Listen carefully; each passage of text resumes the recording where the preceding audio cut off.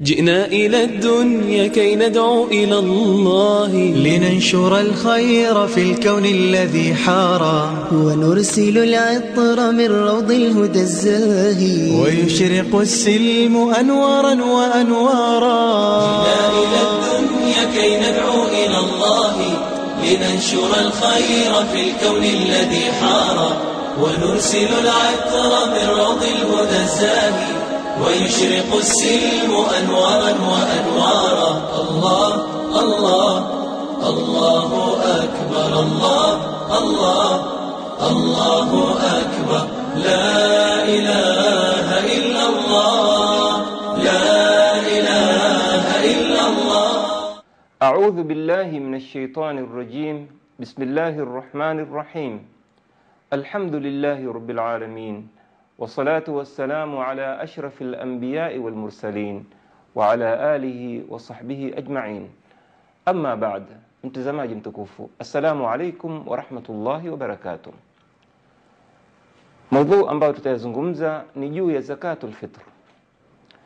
Tunataka tujue kwanza kuwa Mwenyezi Mungu Subhanahu wa Ta'ala ameweka moja katika nguzo za Uislamu kuwa ni kutoa zaka.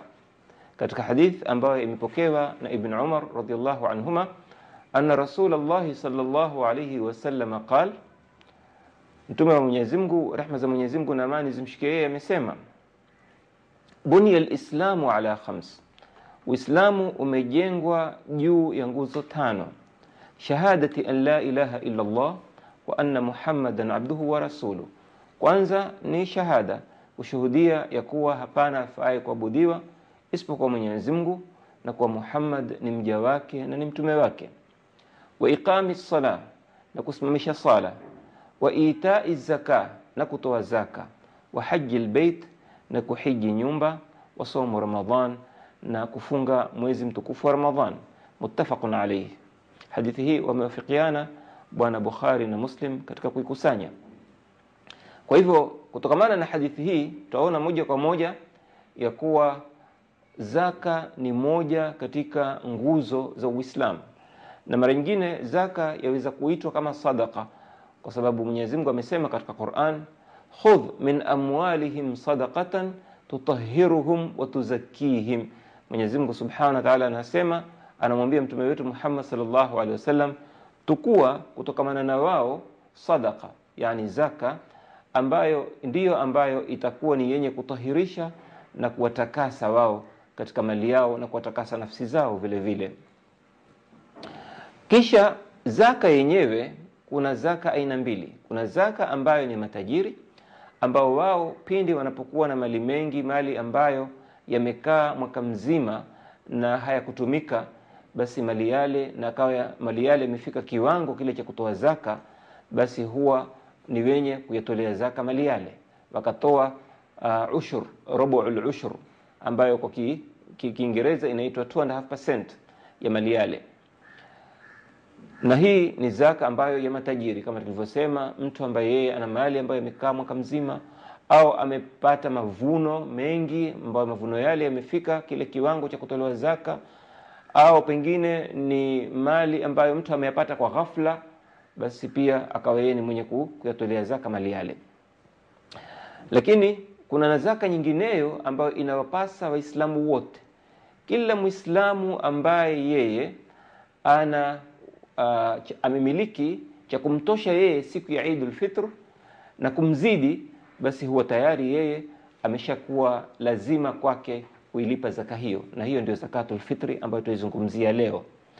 Na hii imetajwa katika hadithi ya Mtume sallallahu alaihi wasallam an Umar radhiyallahu anhu, kutokamana na Sayyidina Umar, Mwenyezi Mungu amwile radhi, anasema, faradha Rasulullah sallallahu alaihi wasallam zakatul fitr, kwa Mtume Mwenyezi Mungu, rehma za Mwenyezi Mungu na amani zimshikie yeye, alifanya kuwa ni lazima watu kutoa hii zakatul fitr min Ramadhan, katika mwezi mtukufu wa Ramadhan, sa'an min tamr, pishi ya tende, au sa'an min sha'ir, au pishi ya shairi, ala al-abdi wal-hurri wal-dhakari wal-untha wal-saghiri wal-kabiri min al-muslimin, juu ya mtu ambaye yuko huru, muungwana au mtumwa, mume na mke, mkubwa na mdogo katika Waislamu. Utaona hapa haikutaja masala ya utajiri, bali kila Muislamu ambaye yeye anamiliki kama tulivyosema cha kumtosha yeye siku ya Eidul Fitr na cha kumzidi,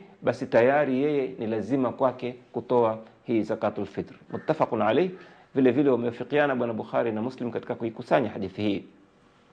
Kwa hivyo hii ni zaka kama tulivyosema ambayo inakuwa katika mwezi mtukufu wa Ramadhani, na inakuwa ni yenye kutolewa kwa kila mtu, atajitolea yeye mwenyewe kisha atawatolea na wale ambao wako chini yake vile vile.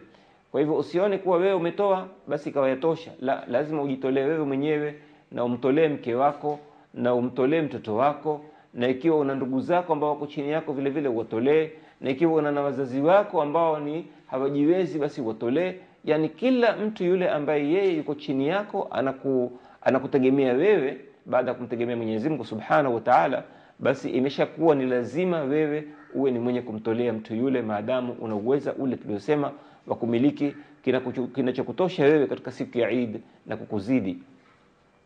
Sasa lengo lake ni nini zakatul fitr? Ana Ibn Abbas radhiyallahu anhuma, kutokamana na Ibn Abbas Mwenyezi Mungu amwele radhi yeye na babake, قال asema faradha Rasulullah sallallahu alayhi wasallam zakatul fitr, Mtume sallallahu alayhi wasallam alifanya kwa ni faradhi watu kutoa hii zakatul fitri, tuhratan lis-saimi, ikiwa ni kutahirisha mtu yule mwenye kufunga saumu yake, minal lagwi warrafath, kutokamana na mambo ya upuuzi na kutokamana na mambo machafu machafu ambayo tutakuja kuyataja, wa tu'matan lilmasakin, na iwe vile vile ni chakula cha kuwapa wale ambao ni maskini. Al-laghu ni tamko ambalo latumiwa kwa mambo manake ambayo mara nyingine huiathiri saumu yako. Sisi tukiwa ni wanadamu hatuwezi kujivua mara nyingine na makosa madogo madogo ambayo makosa yale yaweza kuitia doa saumu yetu. Mtu pengine kutokana na neno ambalo si sawa sawa, mtu pengine kupitisha wakati wake katika jambo ambalo si sawa, mtu pengine kusikia jambo ambalo si sawa. Yote haya ni katika mambo ambayo ya upuuzi ambayo yaweza kutuathiri katika saumu zetu. Na sisi tukiwa katika hali ya saumu tunatakikana tujiepushe na yote hayo, lakini kwa ule ubinadamu wetu basi mara nyingine huwa twashindwa, na mara nyingine huwezekana tukaingiliwa na vitu kama hivi vya kutuharibia saumu yetu. Rafath mara nyingi hutumiwa ni yale mambo ambayo baina yetu sisi na wanawake, basi kupita mara nyingine mambo ambayo si mazuri, nadhra, mara nyingine kukumbatiana, mara nyingine kupita mambo ambayo lakini yasifike hadi ya kubatilisha ile saumu, lakini yakawa ni mambo ambayo vile vile si mazuri, ambayo hayatakikani katika siku kama zile za saumu iwe wewe yamekupitia katika akili yako au umetumia macho yako katika mambo kama yale. Kwa hivyo haya ndio mambo ambayo yataitia doa saumu yako, na ile zakatul fitr utakayotoa insha Allah itakuwa ni yenye kuitahirisha saumu yako iwe safi na iwe ni yenye kutakabaliwa na Mwenyezi Mungu Subhanahu wa Ta'ala. Kisha lengo la pili ni kuwa tu'matan lilmasakin, iwe ni kuwapa chakula maskini. Na hii ndio namna gani dini yetu ya Kiislamu. Ikiwa mtu anasherehekea, basi haitoshi wewe mwenyewe kusherehekea peke yako, bali inakulazimisha wewe wafikirie vile vile na maskini ambao na wao pia taka vile vile washerehekee. Kwa mfano katika hii Eidul Fitri tukaekewa hii zakatul fitr.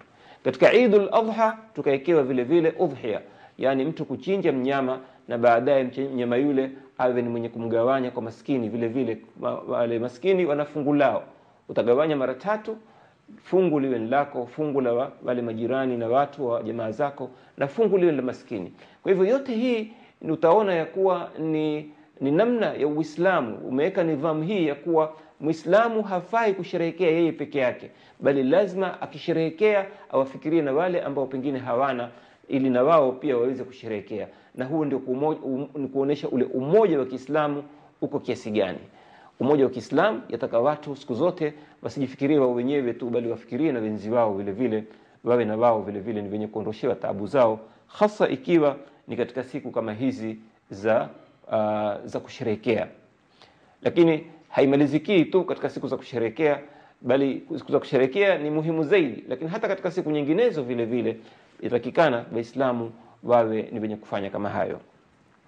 Kisha vile vile Mtume sallallahu alaihi wasallam akasema, man addaha qabla as-salah, yule mwenye kuitoa kabla ya sala. Hapa sala gani? Sala ya Eid, sala ile ya Eid al-Fitr.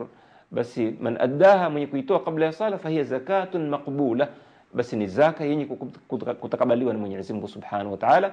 Wa man addaha ba'da as-salah, lakini yule ambaye ataitoa baada ya sala bado inamlazimu aitoe, fahiya sadaqatun min as-sadaqat, itahesabiwa ni sadaka katika sadaka tu, kwa sababu atakuwa amekosa zile fadhila za kuitoa katika ule wakati unaotakikana. Wakati unaotakikana ni kabla ya kusali. Hikma yake tumeshaitaja, ni kuwa yatakikana Waislamu wafikirie na wenzi wao vile vile, na vile vile ipatikane ile mtu kujaribu kuitahirisha saumu yake. Unajua wewe kuwa kuna adabu ya kungoja, basi wataka kuisafisha ile saumu yako iwe nzuri. Na kisha inatolewa kwa nani hii sadaka? Inatolewa kwa maskini kama tulivyosema, na iwe kabla ya Idi, ili wale waweze kusherehekea Idi yao na wao kwa njia ambayo inafaa, kwa kupata vile vitu viwafikie. Isiwe wasingoje mpaka Idi imepita ndio wanapatiwa vitu vile, bali mtu hata kabla Idi haijaingia ajua ya kuwa amepata kitu kile. Na hii tulivyotaja kutoa kwa chakula ambacho kimetajwa tende na shairi, ilikuwa ni mambo ambayo yako kule Arabuni, ambavyo hivi ni vyakula ambavyo vimezoeleka kule. Ama hapa kwetu chakula ambacho kimezoeleka ni mchele, na ndio utaona mara nyingi ukihudhuria makaramu yetu sana kitu kinachotolewa ima ni pilau au ni biriani au ni wali mweupe, lakini huwa sana ni mchele. Kwa hivyo huku kwetu watu watatoa mchele.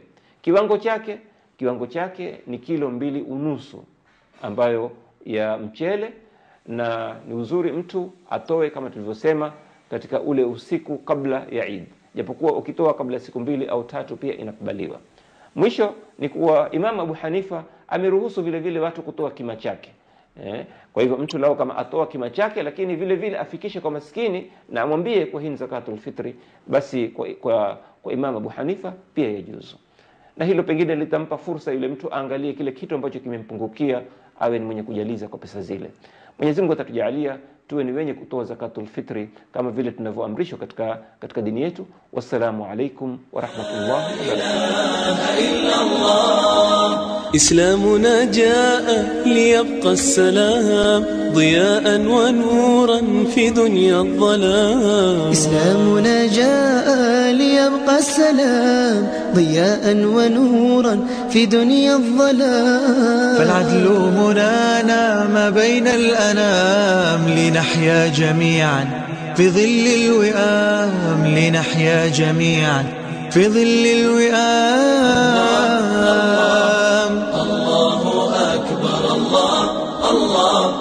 الله أكبر، لا